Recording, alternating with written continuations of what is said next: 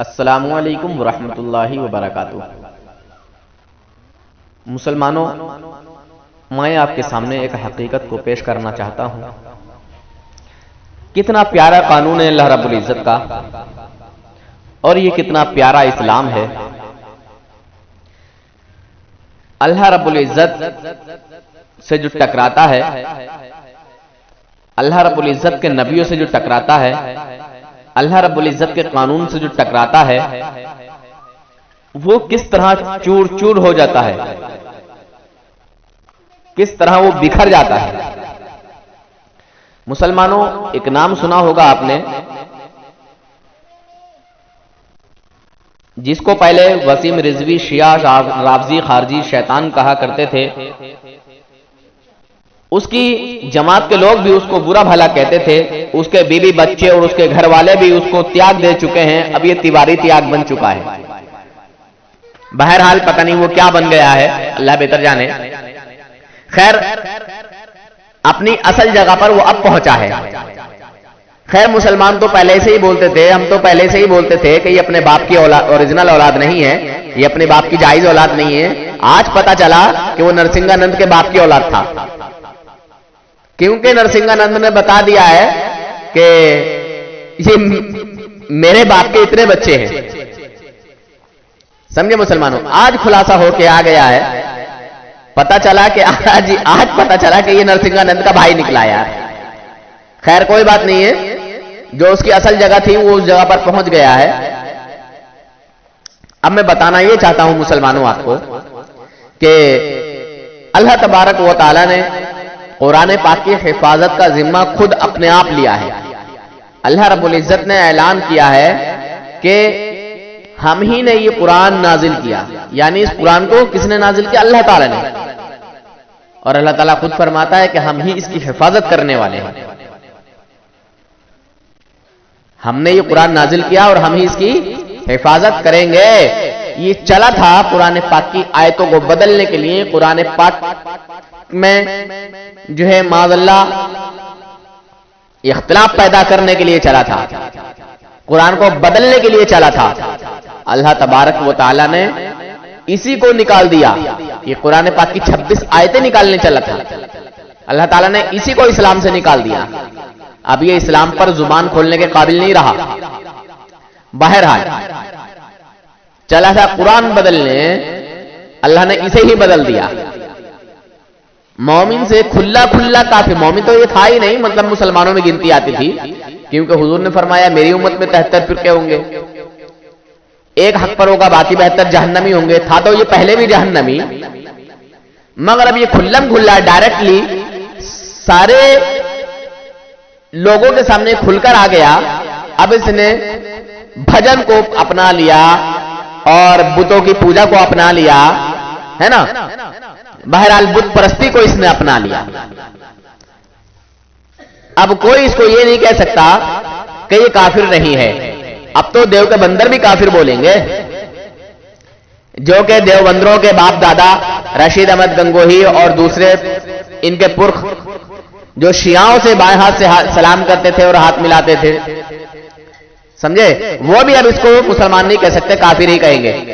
और ये लोग कहते हैं भाई काफिर को भी काफिर नहीं कहना चाहिए। और देव के बंदरों, ये तुम्हारा पापा वसीम रिजवी शैतान शिया राफजी खारजी,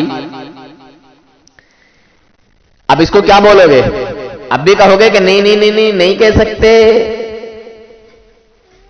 बहरहाल तुम देवबंदरों में और इस वसीम रिजवी शिया शैतान में, यानी इसका नाम कुछ बदल गया है, जितेंद्र पता नहीं क्या क्या इसका नाम रखा गया है। खैर, बस बताना यह चाहता हूं कि इसकी जो असल हकीकत थी, जो असली जगह थी, अब पहुंचा है वहां। अल्लाह ने इसे ही इस्लाम से बेदखल कर दिया। अल्लाह ताला ने इस्लाम से इसी को निकाल दिया। पहले इस्लाम में इसकी गिनती आती थी और इसने मुसलमानों को आतंकवाद बताया। शैतान ने, इसने समझा ही नहीं कि आतंकवाद है क्या। शैतान ने आतंकवाद समझा ही नहीं। अरे आतंकवादी तो ये था कमीना कि कुरान पाक की आयतों को निकालने की बात करता था, मुसलमानों के दिलों को ठेस पहुंचा रहा था, ये आतंकवाद है। बहरहाल बहुत सारी चीजें हैं, बस आप हजरात कुछ मैं क्लिप सुना रहा हूं आप हजरात को, आप हजरात इन क्लिपों को सुने जरा। सैयद आले रसूल सैयद आसिफ अली साहब कुछ कह रहे हैं इस शैतान के बारे में, बारासिंगे के ताल्लुक से, और इस बारासिंगे का जो नया भाई है इसके ताल्लुक से कुछ बता रहे हैं। और एक और देव का बंदर है जिसको मुफ्ती इलियास कासमी देवबंदी कहते हैं। बहरहाल मैं वो क्लिप भी दिखाऊंगा। ठीक है मुसलमानों, आप हजरात इस ऑडियो को पूरा सुने। लेकिन मेरा प्रश्न आपसे ये, आप खुद कह रहे हैं कि आपने इस्लाम छोड़ा नहीं, आपको इस्लाम से निकाल दिया गया, मतलब एक तरीके से जो आप बता रहे हैं उसके हिसाब से धक्के मार के निकाल दिया गया। तो लोग ये क्यों माने कि आपने हिंदू धर्म को अपनाया है? आपने तो इस्लाम छोड़ा नहीं, आपको किसी ने धक्के मार के निकाल दिया, तो आपको जो जगह मिली आप वहां आ गए, आप हिंदू तो हुए नहीं, आप तो मजबूरी में हिंदू बने, इसका मतलब। देखिए, क्या इस्लाम को आप धर्म समझते हैं? हम तो एक आतंकी गुट का पार्ट थे, उस गुट ने हमको बाहर कर दिया क्योंकि हमने उस आतंकी गुट की असलियत। अरे भाई, आतंकी गुट में आप थे ना, आपने तो नहीं छोड़ा ना आतंकी गुट। आप खुद कह रहे हैं आपने आतंकी गुट नहीं छोड़ा, आपको धक्के मारकर निकाला गया उस आतंकी गुट से, तो आप कैसे आतंकी नहीं थे? आप क्यों माने आप हिंदू हैं? जब धक्के मारकर आप क्यों नहीं मानेंगे? क्योंकि मैंने रीति रिवाज के साथ में हिंदू धर्म अब मैंने अपनाया है। अरे अपनाया क्या है? आपने मुझको अपनाया क्या? आप तो खुद कह रहे हैं कि मैंने इस्लाम छोड़ा नहीं, आप छोड़कर आते। अगर ये धर्म इतना अच्छा है और अगर आपको ये पसंद था और आपको लगता है इस्लाम जो है वो आतंकवादियों का गुट है, एक minute sir, let me complete. अगर इस्लाम में आतंकवादियों का गुट है, धर्म नहीं है, तो आप उसको छोड़कर आए होते। आप तो आज भी कह रहे हैं कि मैंने छोड़ा नहीं, मुझे निकाल दिया इसलिए मैं यहां आ गया। तो आप यहां को स्वीकार थोड़ी कर रहे हैं, आपकी मजबूरी है हिंदू बनना। बिल्कुल गलत कह रहे हैं आप, मैंने स्वीकारा है। आप बात सुनिए, मैं इस्लाम में रहकर इस्लाम को रिफॉर्म करने की बात कर रहा था। ये रिफॉर्म करना ही नहीं चाहते, ये इंसानियत में को कबूल करना ही नहीं चाहते, ये तो वैसी दरिंदे बने रहना चाहते हैं। तो जब उन्हीं ने ये देखा कि हम रिफॉर्म करने की बात कर रहे हैं तो उन्हीं ने कह दिया भाई इनको इस्लाम से बाहर। जब तुमने हमको बाहर कर दिया तो मेरी फिक्र करने की जरूरत क्या है? मैं सनातन की लड़ाई आज से थोड़ी ना लड़ रहा हूं, राम मंदिर से मेरी लड़ाई शुरू हुई थी। आज मैंने अगर सनातन धर्म को कबूल कर लिया रीति रिवाज के साथ में, तो मैंने दिल से किया। ये कैसे माने जितेंद्र वसीम रिजवी और जितेंद्र नारायण त्यागी जी, ये कैसे माने कि आपने हिंदू धर्म दिल से स्वीकार कर लिया? कल को आपको हिंदू धर्म में कुरीतियां दिखेंगी, आप कहेंगे मैं इसको छोड़कर अब क्रिश्चियनिटी अपना रहा हूं, यही सबसे अच्छा धर्म है। कैसे माने आपको हिंदू धर्म में आप सब रहेंगे यहां पर? देखिए, अस्सलाम वालेकुम, वीडियो को वायरल करिए भाइयों। वसीम रिजवी निखट्टू रिकामा निठल्ला ऐदी, ये जो है इतना बड़ा ऐदी है कि इसने नमाज पढ़ने के डर से इस्लाम छोड़ दिया। इसको मेहनत लगती थी, बोले पार्ट टाइम मेहनत करना पड़ेगा।